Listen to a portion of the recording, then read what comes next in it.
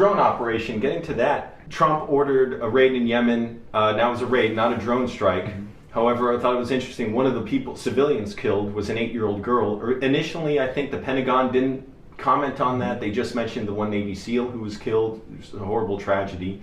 And then they sort of say we wouldn't deny that, this is correct, that maybe 25 civilians were killed, including a pregnant woman and children. The 8-year-old girl had a brother who was killed in a drone strike by Obama, a 16-year-old brother. Mm-hmm.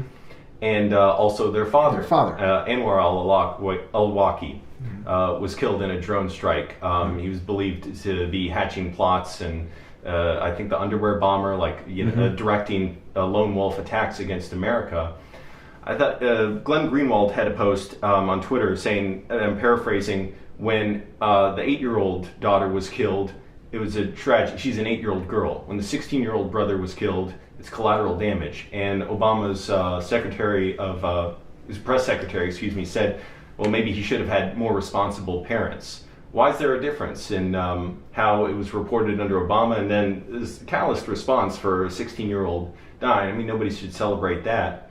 And then with the 8-year-old girl who was shot and killed and I believe let to bleed out for 2 hours. Mm-hmm. I mean, it's just disgusting to think about. So why the difference now in the reporting, and especially among prominent sort of leftist figures like Joy Behar, who are very against what Trump did, but have spoken in defense of Obama because at least he did it smartly, right? At least he... See, this is the hypocrisy. This is the hypocrisy of establishment liberals. It's as though people were afraid to be liberal under Obama and that they had to somehow justify some of the atrocious acts that he had committed.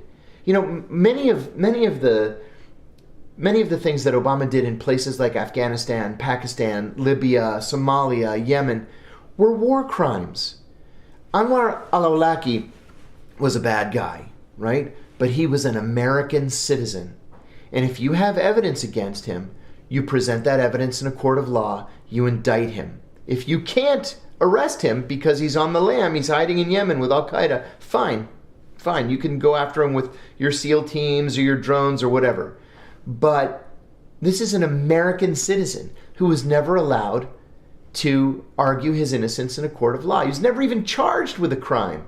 And then after we kill him with a drone, we murder his 16-year-old son and the son's first cousin, also 16 years old, and then say, oh, that was an accident. We didn't apologize, but we said that the strike was an accident. And then here we are several years later, and we kill the 8-year-old too. Oh, that's an accident again.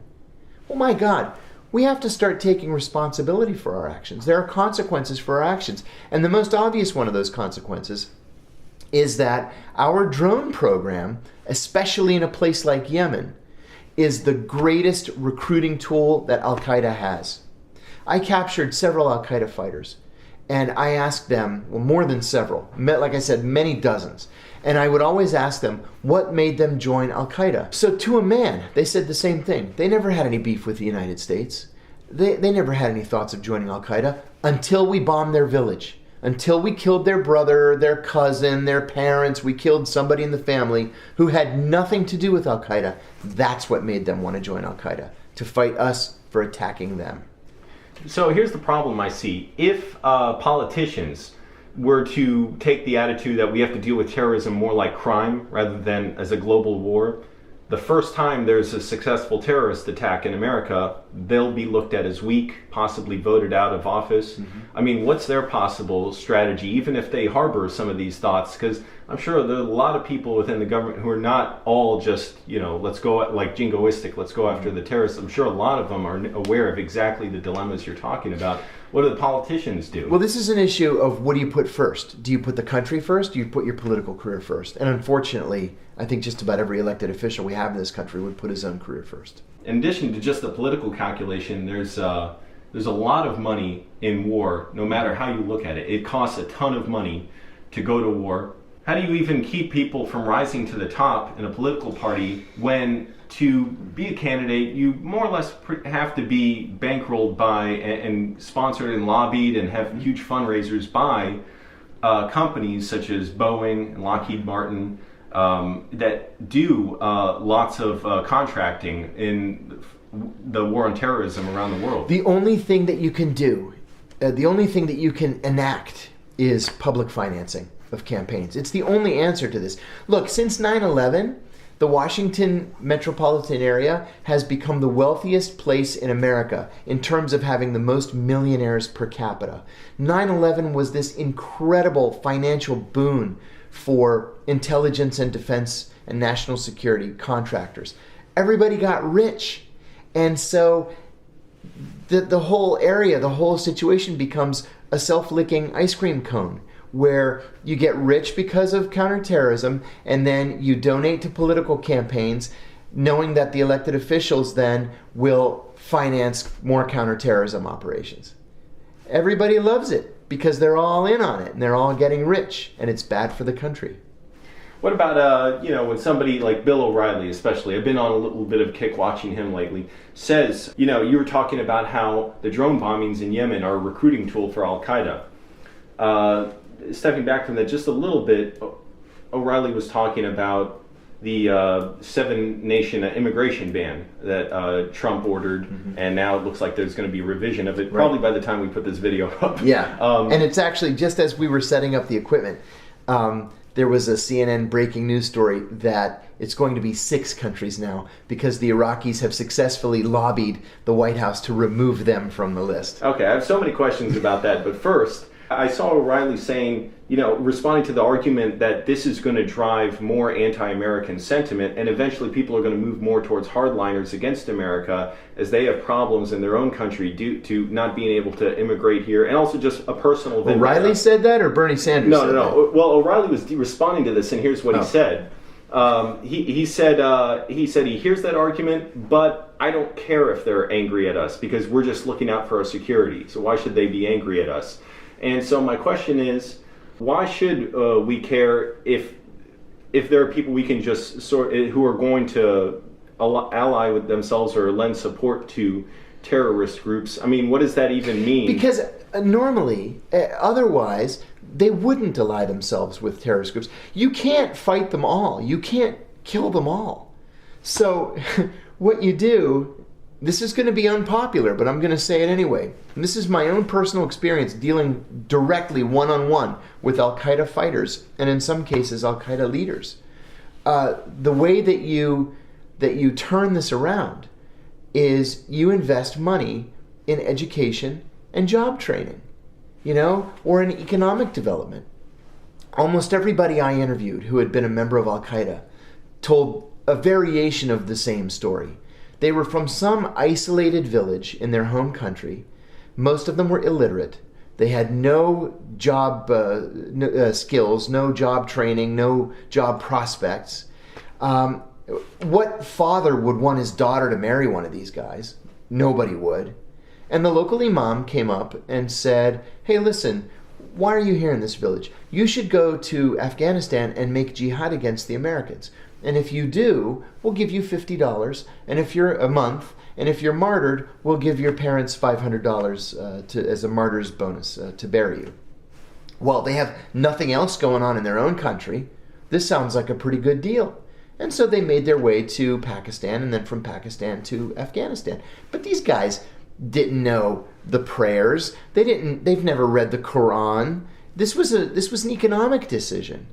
$50 a month is better than $0 a month. And so they went to Afghanistan. Now, if you couple that with continually bombing their country and bombing their villages and killing their friends and relatives, you're going to radicalize them. And you can't fight against an entire region that's become radicalized. So what you need to do, even though it'll never happen in a million years under this president, is you need to begin financing job training programs and physical plant economic development programs. It's the only way to nip this radicalization. So in Yemen specifically, where was AQAP, Al-Qaeda of the Arabian Peninsula, before we started counterterrorism operations there, bombing them? Were they a strong presence there and Obama was just responding to that threat? No, they were in Afghanistan. And when we moved into Afghanistan in 2001, they scattered. Some went to Yemen because Yemen was largely lawless, not as bad as it is now, but pretty lawless. Others went to Iraq and formed Al-Qaeda in Iraq. That in part morphed into ISIS. But since they went to Yemen, I mean, we're talking about a core of a couple of dozen guys that went from Afghanistan to Yemen. Now we're talking about 25,000, 30,000 Al-Qaeda fighters in Yemen. And again, we keep bombing them, we keep radicalizing them, and they keep growing and growing and growing. And we're getting to a tipping point where we just can't kill them all. So, well, a lot of people, and including people on the left, obviously, we've had 8 years of Obama prosecuting a more or less global war on terror. Now, I've heard, for instance, Bill Maher say that there's a big problem in the Arab and Muslim world, which is they have a backwards religion. They believe in barbarism. Their religion was spread by war. They represent, like the biggest threat to America. But is that, how much do you see that as just a problem of the Muslim world versus anti-Muslim and anti-Arab policies that America has prosecuted? You ask, if you ask friendly Arab countries, if you ask the Kuwaitis, the Bahrainis, the Emiratis, the Omanis, that same question, they will tell you that these generations of radicals being created are a result of our foreign policy, right? A result of our support of Israel. I don't know if that's true or not. I think that there are true elements to it. But you look at other Muslim countries like Indonesia and Malaysia that don't have these kinds of problems. I think Bill Maher's wrong. I think Bill Maher is actually anti-Muslim. I've always thought that. I think he's wrong. I think certainly some of these countries are backward and are going to remain backward. Saudi Arabia, for example. I think Islam really does hold Saudis back in that country just because it's so fundamentalist that there's no wiggle room. But I think that's not true about most other Arab countries, and certainly not true about Muslim countries in general. I think I think Maher is giving us a gross Western, what's the word? Generalization, I suppose. So how have Americans, like Bill Maher, for instance, viewed American policy in the Muslim world, and what aren't they seeing? I mean, for instance, Maher defended the killing of Anwar al-Awlaki, saying, well, the guy should have been more careful. If That's ridiculous. He said, you obviously must have had good reason to kill him, so he should have. See, but that's the thing. I'm sorry to interrupt you. We can't just take the government's word for it. Oh, just take our word for it. We needed to kill Anwar al-Awlaki. Look, the CIA told us there was no torture program. That was a lie. The CIA told us that there were no secret prisons. That was a lie. The CIA told us that they were not performing extraordinary renditions. That was a lie. Everything that comes out of the CIA's collective mouth is a lie. But on Anwar al-Awlaki, they want us to just take their word for it. Why in the world would we just take their word for it when absolutely everything else they've ever told us has been a lie? Well, we had 9/11. We have, a national security state which has to defend America. Yeah, but you can't use 9/11 as the reason to do anything you want. Again, Anwar al-Awlaki had nothing to do with 9/11. If he had, he would have been charged in a court of law, which he was not. We can't just point at 9/11. Rudy Giuliani does this. Oh, you can't do that, Rudy Giuliani. 9/11. Oh, you can't do this, Rudy Giuliani. 9/11. We can't live our lives like that. We have a constitution. We have to observe and respect that constitution. You can't just blame everything on 9/11. 9/11 was not, or at least should not have been carte blanche to do anything we want, to violate any international laws we want, to violate international human rights or standards of human decency just because of 9/11. It's wrong. So the CIA, like you said, and the government denied engaging in torture and waterboarding, and torture is illegal. It's illegal. Several times over. We have the Federal Torture Act of 1946. We have the United Nations Conventions Against Torture. not only were we the original signatories of, but we were the authors of that, and international law trumps domestic law. So torture was and remains illegal. We just chose to pretend that it wasn't. So how come Obama, he promised hope and change, he Right. promised transparent government, never prosecuted torturers? He said we have to look forward. Well, I think that we ought to look at Obama's own words. In the 2012 book, Double Down, by Halpern and Heilman, they were talking about the 2012 election. And, I'm sorry, the book was 2013, talking about the 2012 election. And they interviewed Obama for the book. And he said two things that have really struck me. One was, very simply, I never said I was a liberal. He said that just as a matter of fact. I never said I was a liberal. And the second thing, talking about the drone program, he said, I never had any idea I would be so good at killing people. So this whole hope and change thing, this was just a big lie. This was just to prove that he wasn't George W. Bush and Dick Cheney. But he was certainly no progressive. And, constitutional lawyer or not, he had no respect for international law. Do you think he was concerned that maybe prosecuting torturers would set a precedent where people under his administration may have been prosecuted if they engaged in any war crimes? I understand if he didn't want to prosecute the actual torturers or the people who came up with the torture or the people who destroyed the taped evidence of the torture or the attorneys who justified the torture.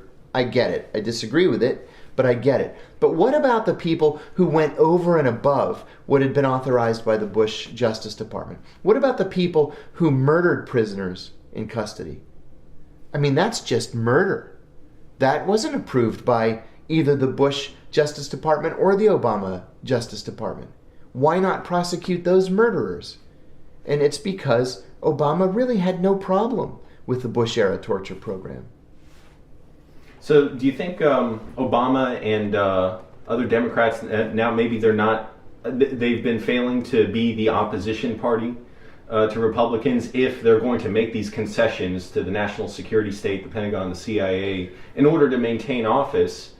And they've gotten bipartisan support for what were once programs that people vehemently opposed and went out in the streets and protested under Bush. And now Bush has had his image rehabilitated too. What's all that about? Oh, I think this started really with the Bill Clinton campaign in 1992. This was the Democratic Leadership Council move to the well, they say to the center. I say to the right.